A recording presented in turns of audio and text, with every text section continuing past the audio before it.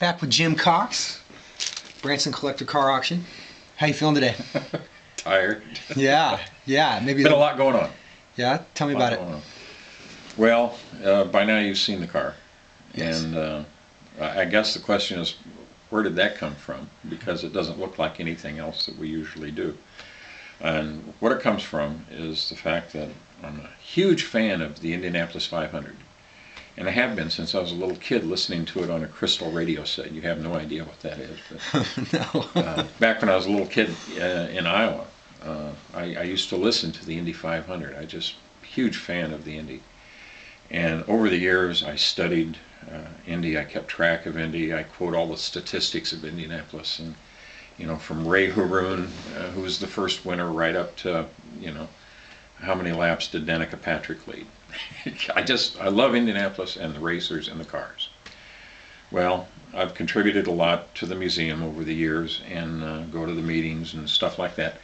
And they let me go down in the basement once in a while to where they've got a lot of cars that aren't on display at the Indianapolis Speedway Museum. And there was one down there that I just absolutely fell in love with, and it was the Hudson Special, the March Special, that was driven by Chet Miller in 32 and 34. The highest place it ever made was 10th place. But the fact that it was a Hudson straight 8 engine, straight out of a passenger car, turned into an Indianapolis race car, just fascinates me. So the guys there let me take a bunch of measurements and take tons of photographs and all that kind of stuff. And with the help of my friend Michael Martin down in Australia, and a bunch of other people here in this country, Greg Welch up in Kansas City, who's a fabulous fabricator, my guy Bruce Foisey, who works with me here in the shop. What we've put together is our version of a 1934 Hudson Special Indianapolis race car. And that's how it came about. We've taken liberties with a few things because obviously it's not going to be used for racing. We've made it possible to add tail lights and headlights and stuff to make it road legal, so that we can take it out and show it to other people and just have fun with it. You actually have a tour schedule with it, is that correct? Well, kind of, yeah. I received an invitation to attend the Kansas City Ferrari Club tour this weekend, and rather than take my tired 308 Ferrari, I thought I'd take something a little more fun, so I'm going to take my... Are you trying to upset them? No, they're good guys, and they're gearheads. They're real car guys. And Peter Clute from Dream Car Garage is going to come down. Peter's a longtime friend, and he's a big fan of Indy as well. He raced cars for a lot of years also. And so we're taking something that's going to be fun. And we'll take a couple other cars too, but there'll be all kinds of things. Have you ever seen photographs like this? Only in your garage. Now I saw one that said 1933, said 1932 and 34. Right. The reason for this is beginning in 1931, this is pre-war, pre-World War II, post-World War I, of course. The interest and the excitement about the Indy 500 was starting to die off a little bit. And so the promoters and the organizers and the owners of the Indy 500 said, well, we need to get more manufacturers involved. Well, guess who perfected that years later? NASCAR, Bill France.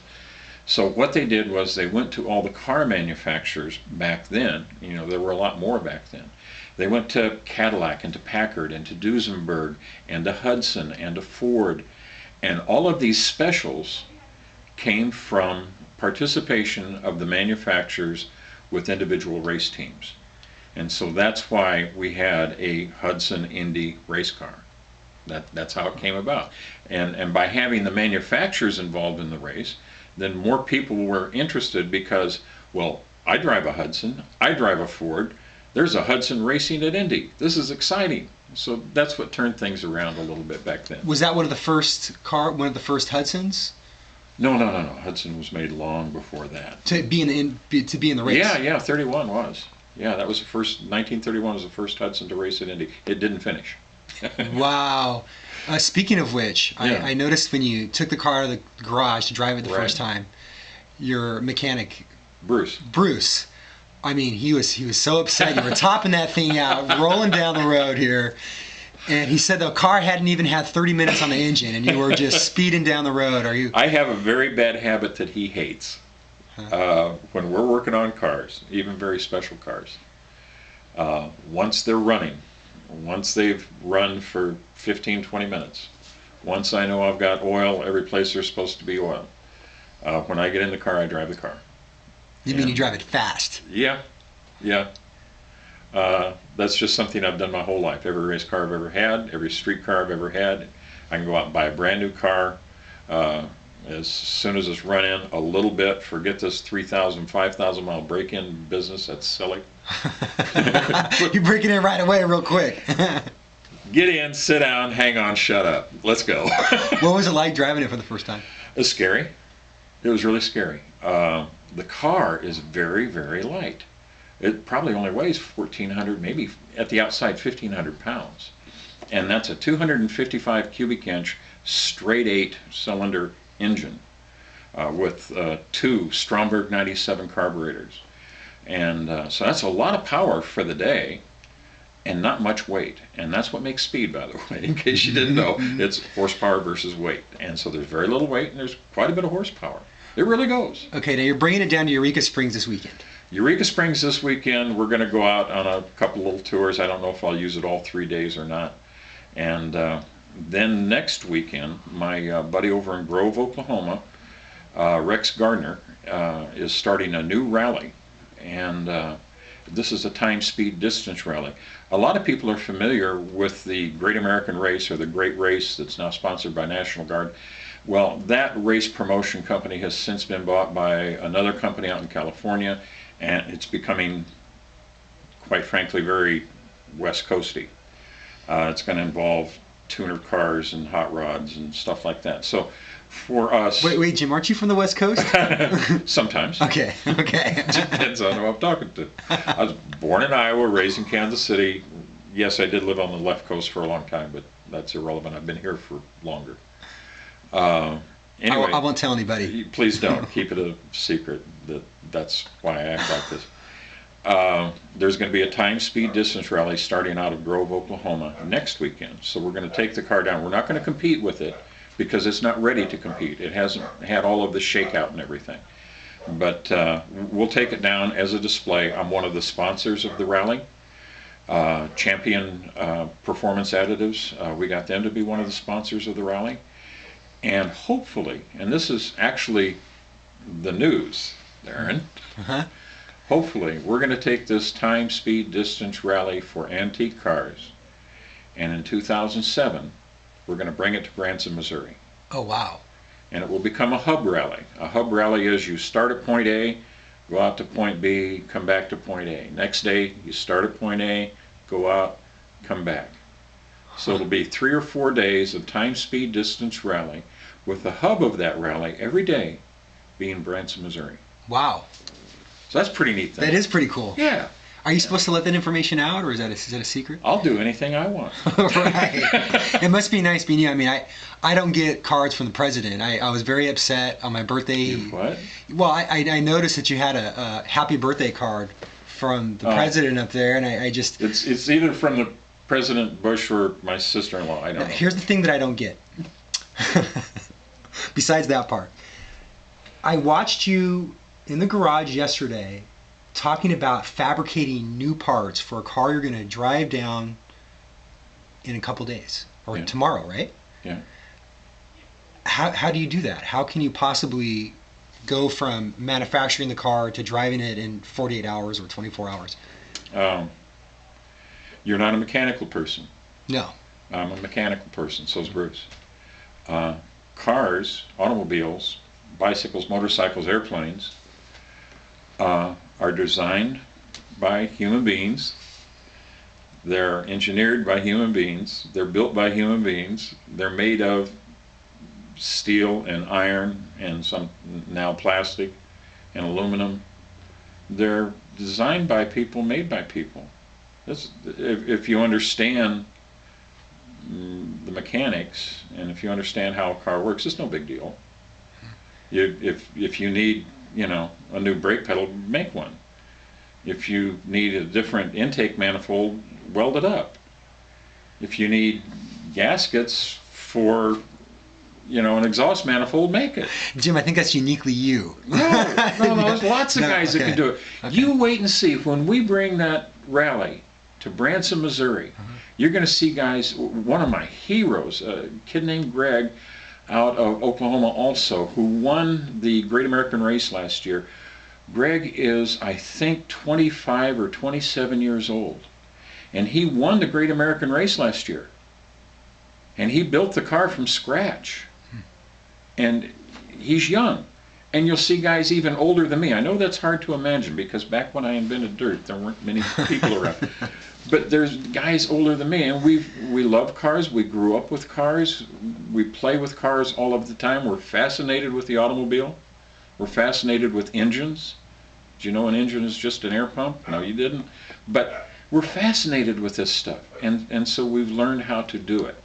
And that's what we do, and that's why we have so much fun. Now, you've been doing this for a long time yourself. 40 years or more. What was the first car you built? 1932 five-window Model A. How old were you? 15. Okay. And how did you come up with the money to, or you didn't have the money? I was making good money when I was a kid. Yeah? Yeah. I had a paper route with Kansas City Star.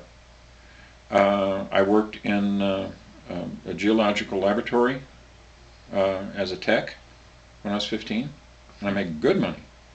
Wow. One of my neighbors was a consulting engineer, and he taught me the lab skills, and I made good money, and I saved it.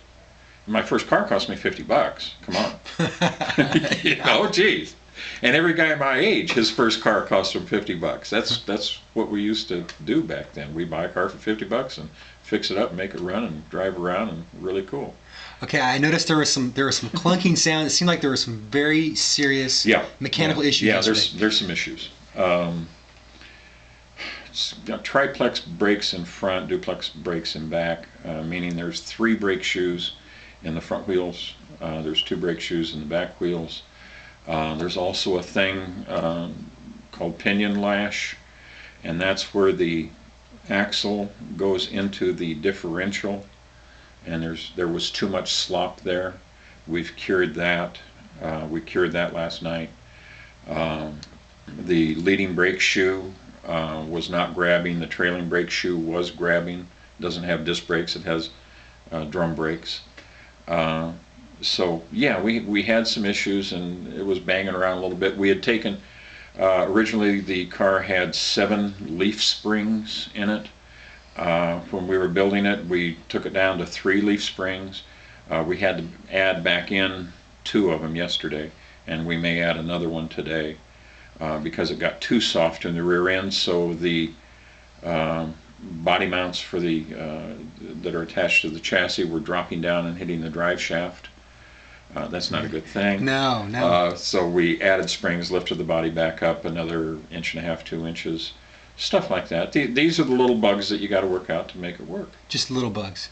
It's no big deal. Right. And how far are you going to take it again? How far is the rally? Let's see. Friday we'll probably drive that car 150 miles or so, 150, 170 miles. Are you going to win? Oh God, no. Lord, it's a Ferrari rally. No, this is more. This is not a time, speed, distance competition this weekend. This is a wine and cheese. Keep your little finger up and talk nice. But there's some of these guys are out there to win. Some of these guys will see if their Enzo is faster than the other guy's Enzo. There'll be guys down there with $500,000 cars, $1 million cars.